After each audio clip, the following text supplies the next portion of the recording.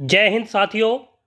मैं आर के स्वामी आप सभी का आपके अपने यूट्यूब चैनल स्वामी क्लासेस फाजिलका पर स्वागत करता हूं। साथियों, आज से हम सामाजिक शिक्षा अध्ययन से संबंधित एक नई सीरीज़ शुरू करने जा रहे हैं, जिसके अंतर्गत हम सोशल स्टडीज़ से संबंधित रोज़ रात 9 बजे मिक्स टॉप 25 MCQ का अध्ययन करेंगे, जो कि अक्सर परीक्षा में पूछे ही जाते हैं। साथियों, यह क्लास उन सभी प्रतियोगी परीक्षाओं के लिए बहुत ही महत्वपूर्ण होने वाली है, जिन प्रतियोगी परीक्षा में सामाजिक शिक्षा यानी कि सोशल स्टडीज़ से संबंधित प्रश्न पूछे जाते हैं। इसलिए क्लास को अंत तक अवश्य देखें और क्लास को लाइक और शेयर अवश्य करें। अगर आप हमारे YouTube चैनल पर नए हो तो चैनल को सब्सक्राइब करें, बेल आइकन को अवश्य दबाएं ताकि आप तक नई क्लास का नोटिफिकेशन पहुंच सके। हाँ जी, यह क्लास रोज़ रात 9 बजे YouTube पर हुआ करेगी, इसलिए सभी साथी रोज़ रात 9 बजे चैनल के साथ अवश्य जुड़ें और सामाजिक शिक्षा की बेहतर तैयारी करें। तो शुरू करते हैं आज की क्लास। देखते हैं पहला प्रश्न।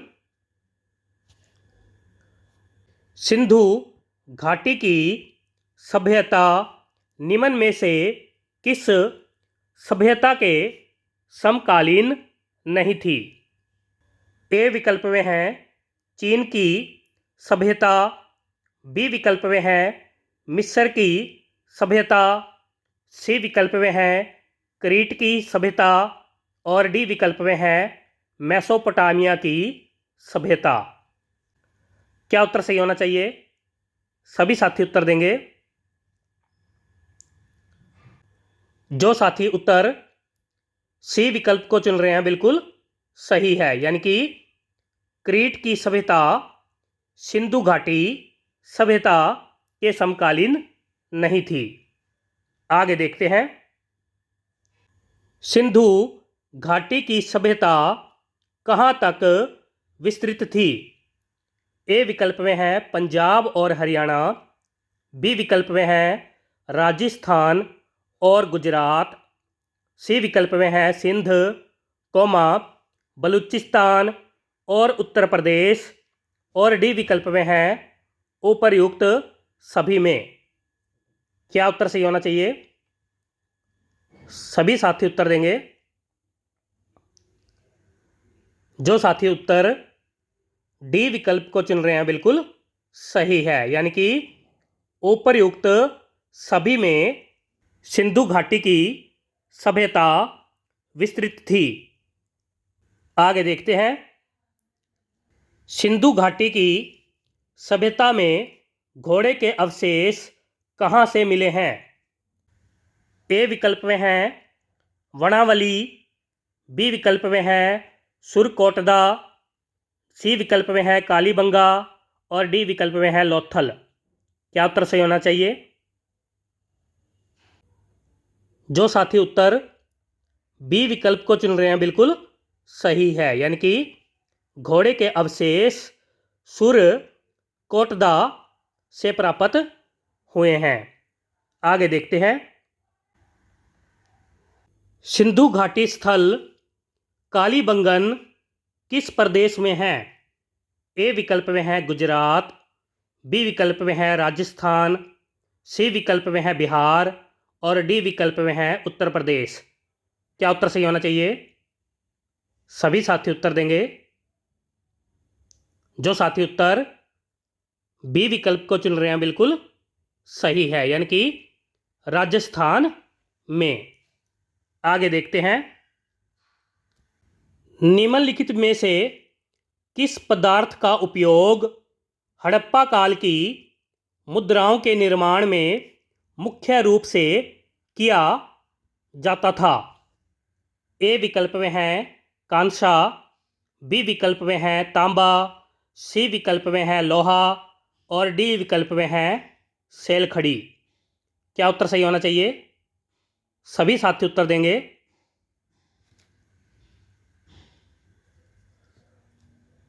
जो साथी उत्तर डी विकल्प को चुन रहे हैं बिल्कुल सही है, यानी कि सेलखड़ी का उपयोग होता था। आगे देखते हैं। हड़प्पा सभ्यता किस युग की थी? ए विकल्प में है लोहा युग, बी विकल्प में है कांस्य युग, सी विकल्प में है पुरा पाषाण युग और डी विकल्प में है नवपाषाण युग। क्या उत्तर सही होना चाहिए? सभी साथी उत्तर देंगे। जो साथी उत्तर बी विकल्प को चुन रहे हैं बिल्कुल सही है, यानी कि हड़प्पा सभ्यता कांस्य युग की मानी जाती है। आगे देखते हैं। B.R. अंबेडकर जी और महात्मा गांधी जी के मध्य सन 1932 में हुआ पूना समझौते में क्या प्रावधान था? ए विकल्प में है मुसलमानों के लिए पृथक निर्वाचन क्षेत्र का, बी विकल्प में है हरिजनों के लिए पृथक निर्वाचन क्षेत्र का, सी विकल्प में है भारत के लिए डोमिनियन स्थिति बनाए जाने का और डी विकल्प में है हरिजनों के लिए आरक्षण सहित संयुक्त निर्वाचन क्षेत्र का। क्या उत्तर सही होना चाहिए? सभी साथी उत्तर देंगे। जो साथी उत्तर डी विकल्प को चुन रहे हैं बिल्कुल सही है, यानी कि पूना समझौते में हरिजनों के लिए आरक्षण सहित संयुक्त निर्वाचन क्षेत्र का प्रावधान था। सभी साथी याद कर लेंगे। आगे देखते हैं। निम्न में से कौन सा विकल्प असंगत है? ए विकल्प में है सूरत विभाजन 1909 ईस्वी, बी विकल्प में है सर्वदलीय सम्मेलन 1928 ईस्वी, सी विकल्प में है पूर्ण स्वराज्य का संकल्प 1929 ईस्वी और डी विकल्प में है सांप्रदायिक अधिनिर्णय 1932 ईस्वी। क्या उत्तर सही होना चाहिए? सभी साथी उत्तर देंगे। जो साथी उत्तर ए विकल्प को चुन रहे हैं बिल्कुल सही है, यानी कि सूरत विभाजन 1909 ईस्वी में नहीं 1907 ईस्वी में हुआ माना जाता है। आगे देखते हैं। निम्नलिखित में से किस अधिनियम के द्वारा भारत के गवर्नर जनरल को अध्यादेश जारी करने की शक्ति प्रदान की गई थी? ए विकल्प में है भारतीय परिषद अधिनियम 1861 ईस्वी, बी विकल्प में है भारतीय परिषद अधिनियम 1892 ईस्वी, सी विकल्प में है भारतीय परिषद अधिनियम 1909 ईस्वी और डी विकल्प में है चार्टर एक्ट 1833 ईस्वी। क्या उत्तर सही होना चाहिए? सभी साथी उत्तर देंगे। जो साथी उत्तर ए विकल्प को चुन रहे हैं बिल्कुल सही है, यानी कि भारतीय परिषद अधिनियम 1861 ईस्वी। आगे देखते हैं। रेगुलेटिंग एक्ट कब पारित हुआ?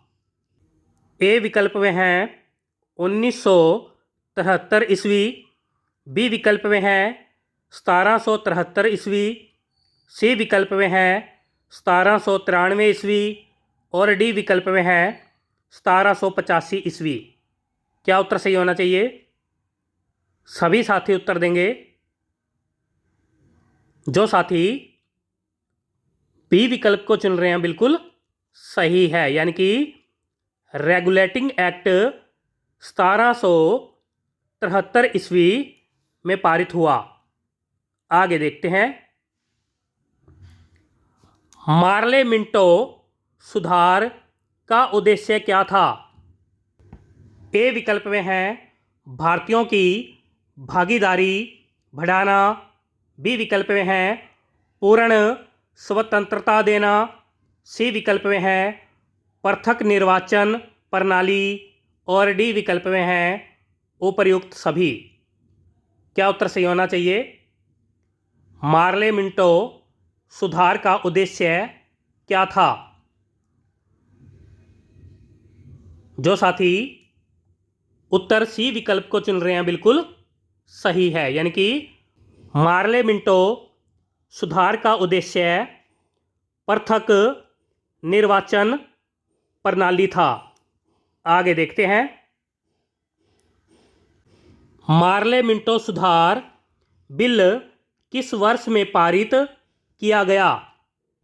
ए विकल्प में है 1907 ईस्वी, बी विकल्प में है 1911 ईस्वी, सी विकल्प में है 1909 ईस्वी और डी विकल्प में है 1910 ईस्वी। क्या उत्तर सही होना चाहिए? सभी साथी उत्तर देंगे। जो साथी उत्तर सी विकल्प को चुन रहे हैं, बिल्कुल सही है, यानी कि मार्ले मिंटो सुधार बिल सन 1909 ईस्वी में पारित हुआ। आगे देखते हैं। भारत में किस तरह की अर्थव्यवस्था है? ए विकल्प में है गांधीवादी, बी विकल्प में है समाजवादी, सी विकल्प में है मिश्रित और डी विकल्प में है इनमें से कोई नहीं। क्या उत्तर सही होना चाहिए? सभी साथी उत्तर देंगे। जो साथी उत्तर सी विकल्प को चुन रहे हैं, बिल्कुल सही है, यानी कि भारत में मिश्रित अर्थव्यवस्था है। आगे देखते हैं। भारत में बेरोजगारी की कौन सी किस्म पाई जाती है? ए विकल्प में है ग्रामीण बेरोजगारी, बी विकल्प में है चक्रीय बेरोजगारी, सी विकल्प में है संरचनात्मक बेरोजगारी और डी विकल्प में है उपर्युक्त सभी। क्या उत्तर सही होना चाहिए? सभी साथी उत्तर देंगे। जो साथी डी विकल्प को चुन रहे हैं, बिल्कुल सही है, यानी कि उपर्युक्त सभी बेरोजगारी भारत में पाई जाती है। आगे देखते हैं। संरचनात्मक बेरोजगारी का क्या कारण है? ए विकल्प में है भारी उद्योग की अभिनति, बी विकल्प में है अपर्याप्त उत्पादन क्षमता, सी विकल्प में है कच्चे माल की कमी और डी विकल्प में है अवस्फीति की अवस्था। क्या उत्तर सही होना चाहिए? जो साथी बी विकल्प को चुन रहे हैं, बिल्कुल सही है, यानी कि अपर्याप्त उत्पादन क्षमता संरचनात्मक बेरोजगारी का कारण है। आगे चलते हैं। मानव विकास सूचकांक यानी कि HDI किस अर्थशास्त्री की देन है? ए विकल्प में है महबूब उल हक, बी विकल्प में है एडम स्मिथ, सी विकल्प में है किन्स और डी विकल्प में है इनमें से किसी की नहीं। क्या उत्तर सही होना चाहिए? सभी साथी उत्तर देंगे। जो साथी ए विकल्प को चुन रहे हैं, बिल्कुल सही है, यानी कि महबूब उल हक की देन है। आगे देखते हैं। राज्य स्तरीय मानव विकास रिपोर्ट जारी करने वाला प्रथम राज्य कौन सा है? ए विकल्प में है उत्तर प्रदेश, बी विकल्प में है मध्य प्रदेश, सी विकल्प में है पंजाब और डी विकल्प में है राजस्थान। क्या उत्तर सही होना चाहिए? सभी साथी उत्तर देंगे। जो साथी उत्तर बी विकल्प को चुन रहे हैं बिल्कुल सही है, यानी कि मध्य प्रदेश राज्य स्तरीय मानव विकास रिपोर्ट जारी करने वाला प्रथम राज्य है। आगे देखते हैं। बंद अर्थव्यवस्था से आप क्या समझते हैं? ए विकल्प में है आयात बंद, बी विकल्प में है निर्यात बंद, सी विकल्प में है आयात निर्यात बंद और डी विकल्प में है नियंत्रण पूंजी। क्या उत्तर सही होना चाहिए? जो साथी उत्तर सी विकल्प को चुन रहे हैं बिल्कुल सही है, यानी कि आयात निर्यात बंद। आगे देखते हैं। भू आकृति विज्ञान का जन्मदाता किसे माना जाता है? ए विकल्प में है पेसेल, बी विकल्प में है पैंक, सी विकल्प में है डेविस और डी विकल्प में है कार्ल सावर। क्या उत्तर सही होना चाहिए? जो साथी उत्तर ए विकल्प को चुन रहे हैं बिल्कुल सही है, यानी कि भू आकृति विज्ञान का जन्मदाता पेसेल जी को माना जाता है। आगे देखते हैं। सौर प्रणाली की खोज किसने की थी? ए विकल्प में है केपलर, बी विकल्प में है कोपरनिकस, सी विकल्प में है टेलर और डी विकल्प में है हेम्बोल्ट। क्या उत्तर सही होना चाहिए? सभी साथी उत्तर देंगे। जो साथी उत्तर बी विकल्प को चुन रहे हैं बिल्कुल सही है, यानी कि सौर प्रणाली की खोज कोपरनिकस जी ने की थी। आगे देखते हैं। सूर्य के चारों ओर घूमने वाले खगोलीय पिंड क्या कहलाते हैं? ए विकल्प में है उपग्रह, बी विकल्प में है ग्रह, सी विकल्प में है सौर तारा और डी विकल्प में है पुच्छल तारा। क्या उत्तर सही होना चाहिए? जो साथी उत्तर बी विकल्प को चुन रहे हैं बिल्कुल सही है, यानी कि सूर्य के चारों ओर घूमने वाले खगोलीय पिंड ग्रह कहलाते हैं। आगे देखते हैं। ग्रहों की गति का नियम किसने प्रतिपादित किया था? ए विकल्प में है केपलर, बी विकल्प में है गैलीलियो, सी विकल्प में है न्यूटन और डी विकल्प में है उपर्युक्त सभी। क्या उत्तर सही होना चाहिए?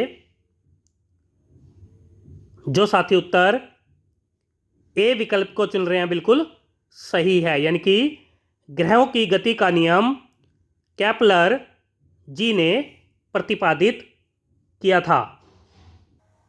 आगे देखते हैं। सौर मंडल में कुल कितने ग्रह हैं? ए विकल्प में है 7, बी विकल्प में है 8, सी विकल्प में है 9 और डी विकल्प में है 10। क्या उत्तर सही होना चाहिए? सभी साथी उत्तर देंगे। बहुत ही सरल प्रश्न है। जो साथी उत्तर बी विकल्प को चुन रहे हैं बिल्कुल सही है, यानी कि सौर मंडल में कुल 8 ग्रह है। आगे देखते हैं।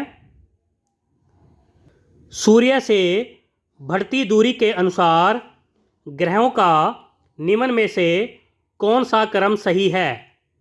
ए विकल्प में है बुध, पृथ्वी, मंगल, शुक्र, बी विकल्प में है बुध, मंगल, शुक्र, पृथ्वी, सी विकल्प में है बुध, मंगल, पृथ्वी, शुक्र और डी विकल्प में हैं बुध, शुक्र, पृथ्वी और मंगल।